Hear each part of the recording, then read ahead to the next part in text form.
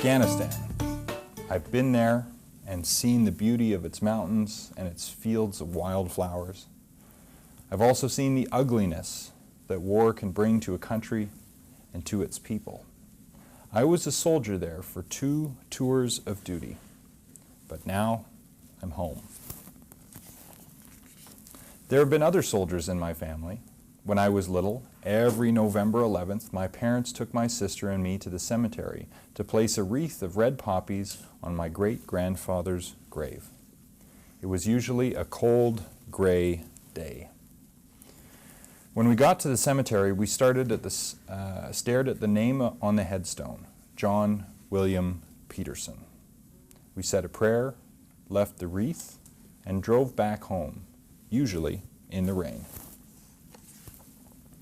John William Peterson grew up in Alberta, on the prairies, a farmer's son who would one day inherit the family land and grow wheat until he grew old.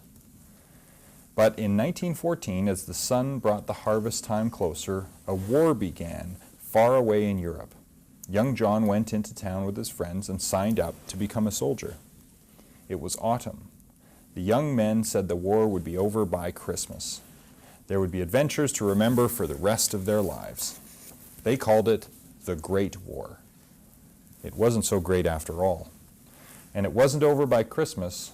John Williams spent nearly 4 years in the muddy fields of France. He fought in a town called Ypres. The soldiers called it wipers. Bugs in his uniform made him itch. He ate canned meat and made tea in his metal hat. He slept in a trench that filled with water and swimming rats when it rained. He killed enemy soldiers and feared that he would be killed.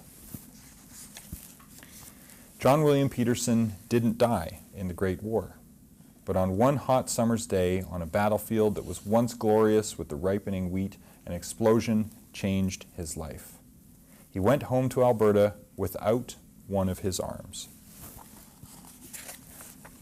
Sometimes in Afghanistan, I'd look out at the desert sands around me and think of my great-grandfather. I'd watch the winds lifting the golden sand and gray dust and feel the heat rising from the earth, and I'd wonder about that farm boy standing knee-high in the crops that swayed in the prairie winds. The boy who went to war as I did, the young man who returned and had to build a new life. How could a man with one arm be a farmer? There were plows to hook up to teams of horses and machinery to operate, seeding and weeding, scything and stooking, back-breaking work for a man with 2 hands, too much for a man with one. His younger brother took over the farm, and John William began a new life. J.W. Peterson, grocer, said the sign on the store my great-grandfather owned. Outside sat carts piled high with cabbages. The windows of the store were huge, with the prices of the goods shown on small squares of cardboard. Cans were neatly stacked in a pyramid in the window. Imagine a can of beans for just 4 pennies, or a bag of flour for just over a quarter. There's a lot you can do with one arm. You can place orders and stock shelves in a store. You can ring up the sales on the cash register. You can find a new way to tie your shoes, button your shirt, cut your dinner on the plate, even hold hands. Emma Schultz packed the customers' purchases. Her parents had left Germany many years before to find a better life in Canada. Emma became my great-grandmother. John William found out that you don't need 2 arms to fall in love, to embrace your sweetheart, or to hold your babies. Sometimes in Afghanistan, I was so afraid. I'd hear my heart thumping. Sweat drenched my clothes. I'd hear screams. I ran into clay buildings, alert for danger and hoping to get back out. I couldn't sleep. Even now that I'm home, some sounds make my heart thump. Those sounds take me back to Afghanistan. And I wonder if John William felt the same thumping and cold sweat all those years ago. We didn't go to Afghanistan just to fight. We removed explosives and made roads safer for travel. We helped build bridges and schools, dug wells, and brought security to places that for years had none. and we shared games, candy, and laughter with the children of Afghanistan. Soldiers leave home and family to go to war. They come back changed. The people who live where they fight, they suffer. They are changed too. The French in 1914 during John Williams' War, the people of Italy where my grandfather Arthur fought in 1944 in the Second World War, and the Afghans where I fought. We all choose to become soldiers. We all had our reasons for making that choice. I wonder what theirs were. I know mine.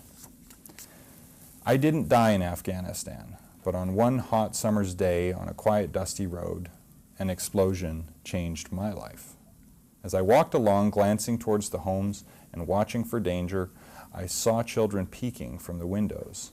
I smiled at one little boy and girl, and I remember thinking how heavy my gear was, complaining to myself that we had too much to carry on such a stifling day.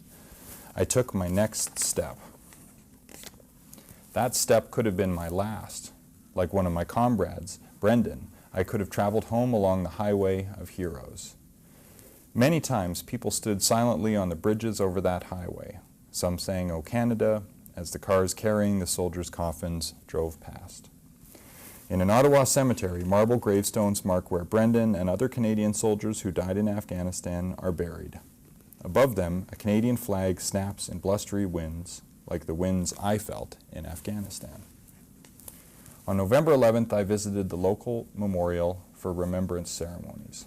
I wear a poppy and think of the veterans in my family, like my dad's father, Arthur, and John William Peterson, and the life he created for himself and his family. I will need such courage for my journey to my new life.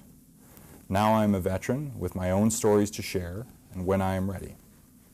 Stories of a land far away and people I will never forget. The children recite "In Flanders Fields" and lay a wreath of poppies at the memorial. I am proud, and I cry a little, just a little. So we've all got some of those experiences somewhere out there in our family, and there are thousands of Edmontonians based at the base, active soldiers who've just come back from Afghanistan, actually, and they've served our country very bravely, and we're very grateful to them.